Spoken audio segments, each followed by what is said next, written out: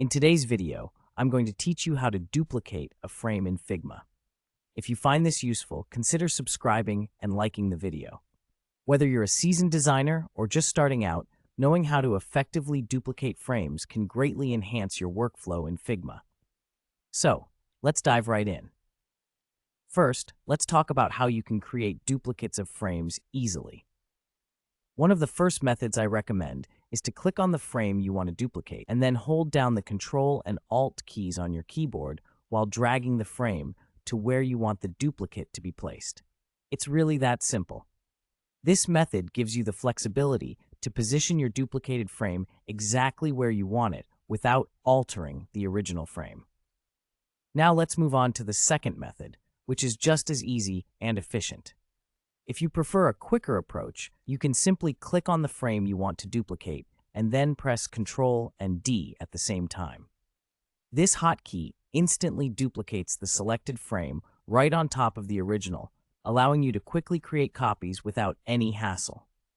Once you've made your duplicate, you can move it around as needed.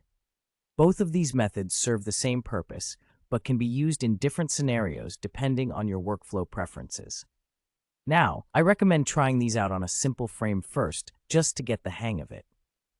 You'll find that duplicating frames in Figma not only saves time, but also helps keep your design process more organized.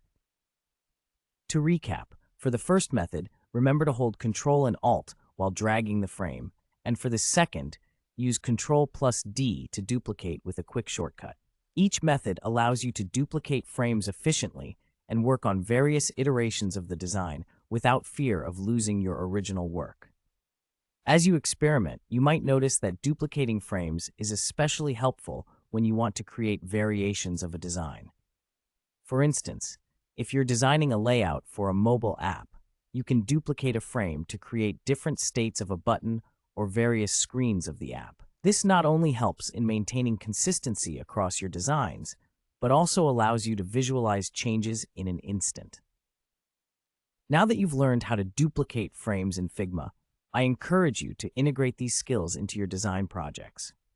As you practice, you'll likely discover even more tips and shortcuts that will make your work more efficient.